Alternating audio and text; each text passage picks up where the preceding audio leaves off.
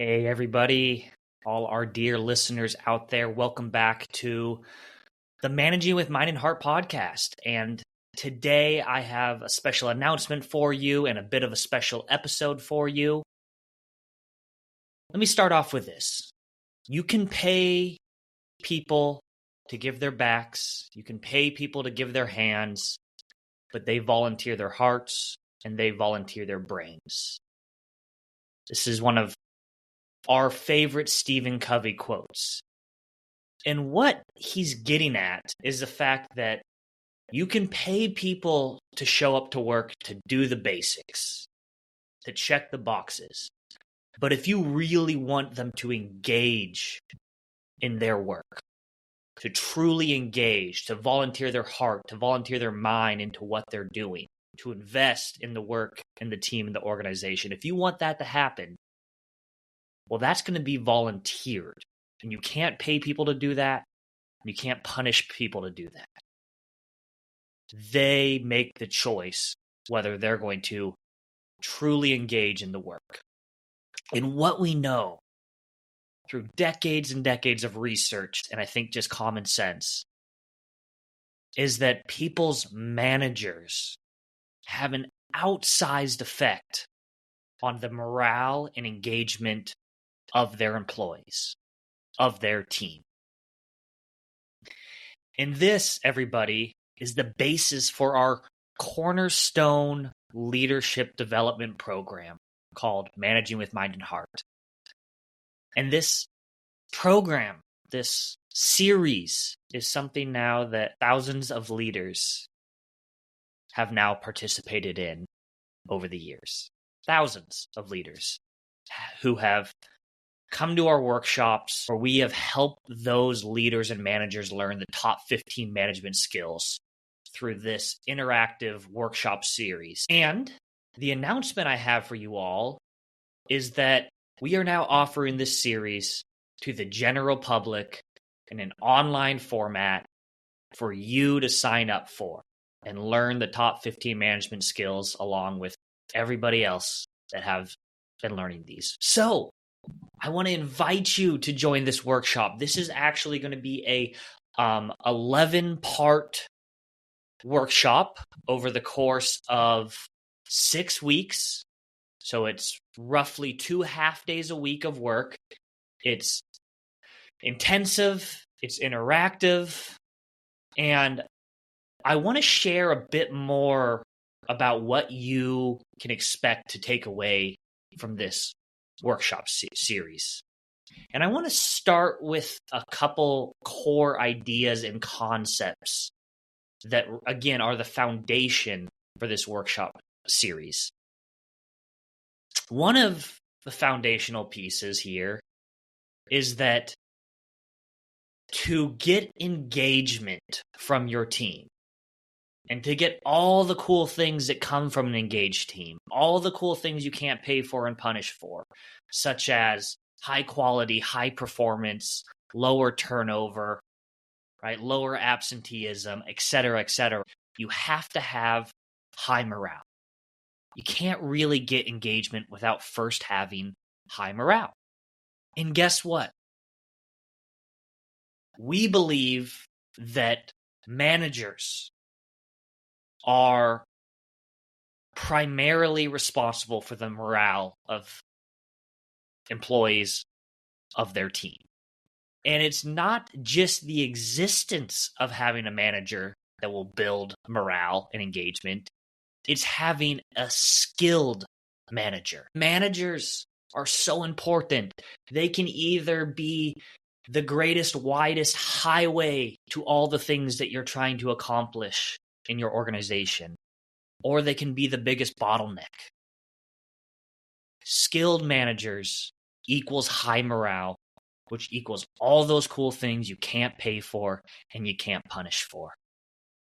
And so our series, the Managing with Mind and Heart Leadership Development series that you are going to sign up for, I hope, is based around these principles. And it's based around giving managers, leaders, from executives to directors to managers to frontline supervisors, the skills they need to effectively manage people in a way it's going to boost morale and engagement and create highly effective, healthy teams. And so we cover, again, a ton of different skills throughout this series. And what we do is we walk people through the top 15 management skills. And these top 15 management skills have been developed over, the last 25 years since my father founded this company. And so we walk people through these top 15 management skills, and then we really work throughout the series on how you can actually deliver these skills in an actionable, practical way. So let me walk you through these top 15 management skills briefly. These top 15 management skills are not in any particular order except for number one.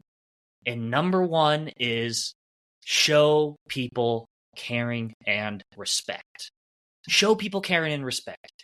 And this is the best way to create psychological safety, which we absolutely need for high-performing, high-functioning teams.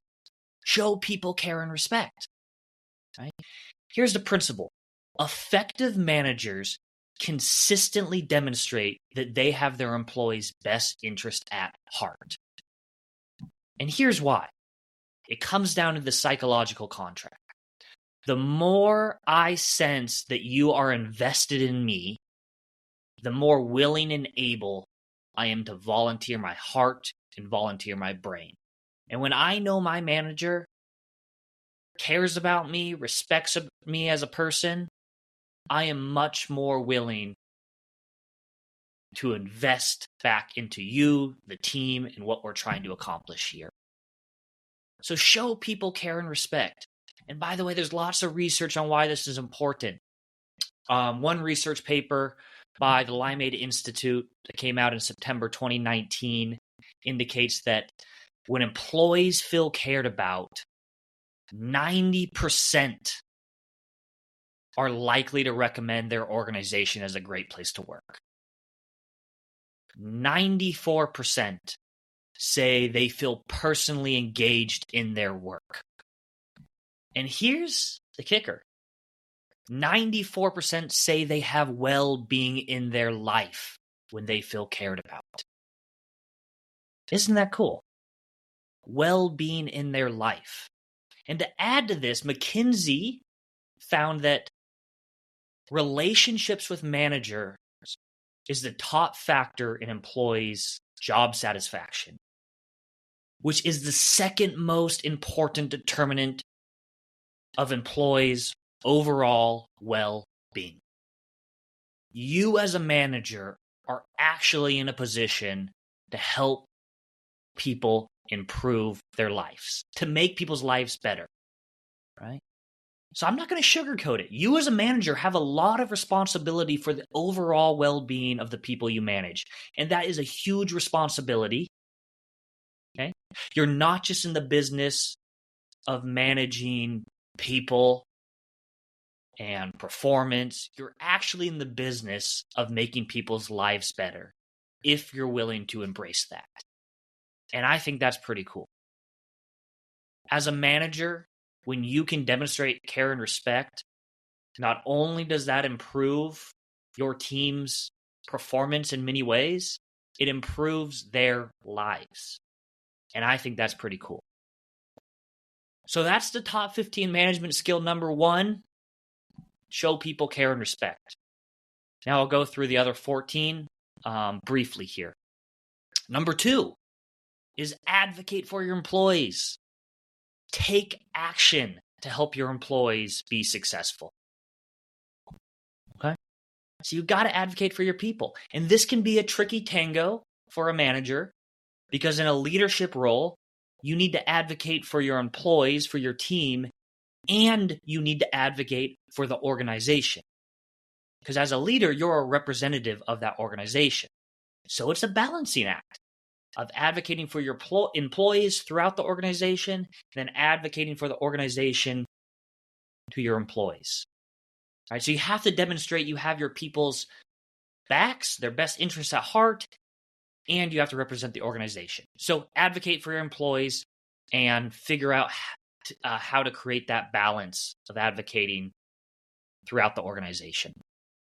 Top 15 management skill number 3 is communicate. No surprise here, but you need to become an information curator. When we do employee surveys, one of the biggest pain points we get from employees in most organizations is communication. We're not getting the communication we need from our manager. But then when we ask managers, they think they're communicating pretty well. And I don't think either are wrong.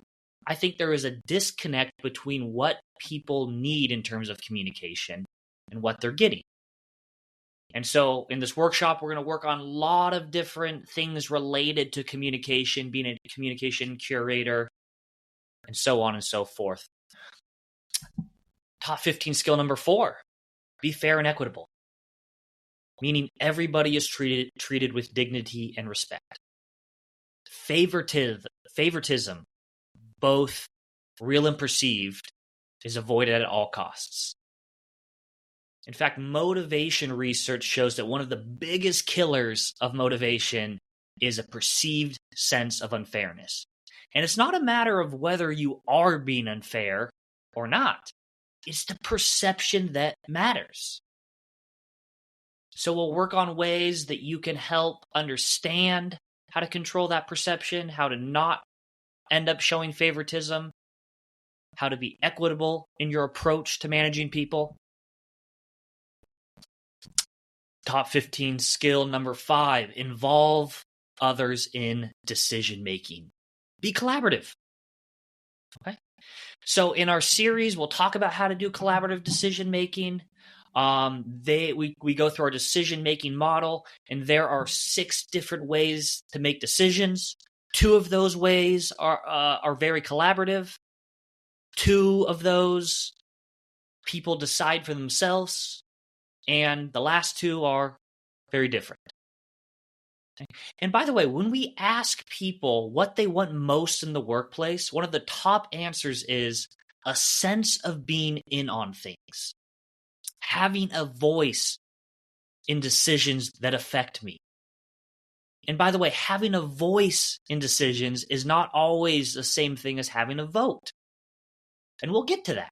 We'll talk about how to create this balance with decision making and get people involved to the level that is appropriate and actually will enhance your overall effectiveness as a team. All right, number 6 is give people autonomy and trust. And when you do this, you get this really neat thing called ownership. And a lot of cool things stem from getting ownership. Okay. And again, back to what motivates people. Autonomy is one of the main drivers of motivation. So we'll talk about different ways to give autonomy boosts, to work with your employees on helping them establish their level of autonomy in their job, and so on and so forth. So number 7 is ask for and be open to feedback. Okay? We don't know what we don't know as a manager. And why do we want people to give us feedback? So we can improve, so we can give people a voice. And by the way, if somebody works up the courage to give me feedback and I punish them by getting defensive, as a manager, that speaks volumes into the team, into the culture. You're going to become unapproachable. So we have to learn how to ask for, receive feedback, and do so in a non-defensive way, even when you disagree with your feedback. It's totally fine to disagree with feedback. So how do we learn to disagree with feedback while still keeping that channel of communication open so the feedback doesn't stop? So we'll work on that. All right, top 15 skill number 8 is deal with problems and concerns, meaning fix issues. One of the reasons why employees think they have a manager is to help them solve for things and fix some issues. Right? So you're there to help take care of roadblocks. One of the biggest reasons for negativity in the workplace is that there are things that need to get fixed that just aren't. So we'll talk about how to deal with problems and concerns, how to handle the different concerns employees might bring to you, how to decide if this is something that you should own to fix, you should coach them to fix, you should let it go, you should bring it up, and a bunch of other tools in this area. Top 15 skill number 9 is be approachable, which means effectively deal with your power differential.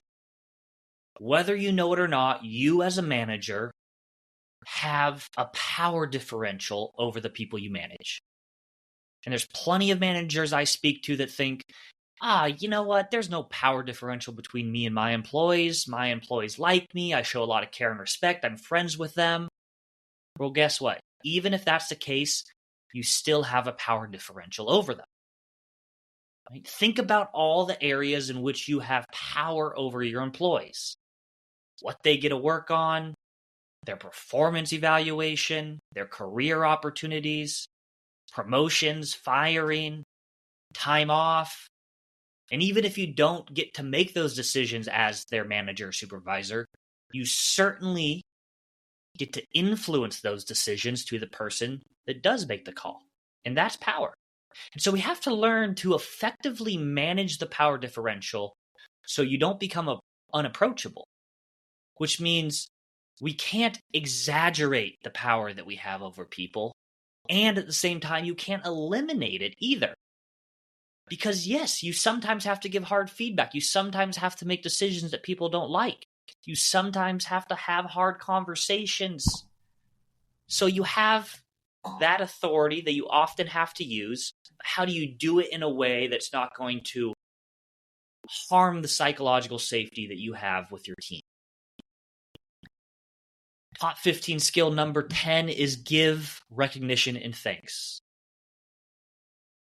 People who feel appreciated at work experience more self-worth and increased desire to contribute to the organization. So give recognition and thanks. And guess what? Dogs, dolphins, and humans repeat behaviors they're rewarded for. So thank you is a reward. It shows appreciation. It shows you noticed that you care. And of course, giving recognition is harder for some people than others. I'm one of those people that it's a little bit harder for me. And that's okay. We make adjustments and we find ways to give recognition and thanks. Number 11 is hold people accountable. Unhelpful behaviors are addressed effectively. Just remembering what you allow, you teach. So we'll go through tools and practical frameworks for helping you hold people accountable in a way that will actually enhance psychological safety and the overall effectiveness of your team. Number 12 is be available and responsive. Show up, check in, return emails and calls, be there for your people. This might mean MBWA, managed by walking around. Now, of course, this doesn't really work the same in a remote environment.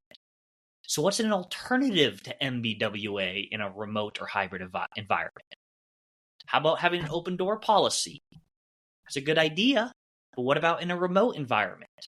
So we'll talk about how to be available while also respecting the time that you need to get stuff done and setting those expectations with your team, and then how to translate this into a remote or hybrid environment. All right, number 13 is follow through and follow up. Do what you say you're going to do. One of the fastest ways to lose trust at work is to overpromise and underdeliver. Number 14, make your expectations clear.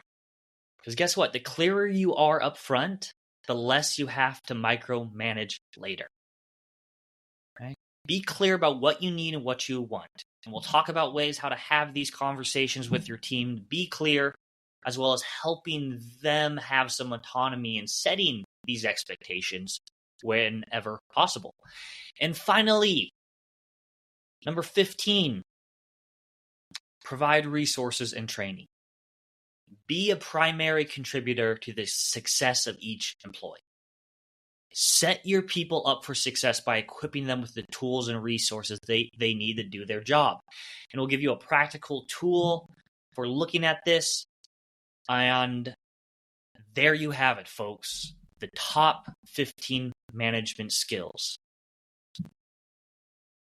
This workshop, this 11-part workshop, again, it's intensive, it's a time commitment, but I can guarantee that it's going to be worth your time. And I can guarantee that you are going to walk away with practical tools and skills to be a more effective manager.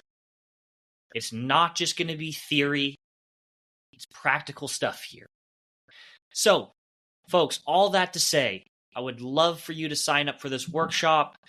We are going to hold it twice a year. One is coming up this fall.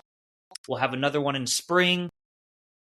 We limit the size of these workshops to make them as interactive as possible. So if you'd like to register or learn more, just go to our website, which is www.nashconsulting.com, and you'll see a place there to register and learn more. Additionally, feel free to just send us an email if you want more information. You can send us an email at contact@nashconsulting.com. Thank you. And if you know people that might also appreciate this and benefit from this development opportunity, let them know about it. Please. All right, later. Bye.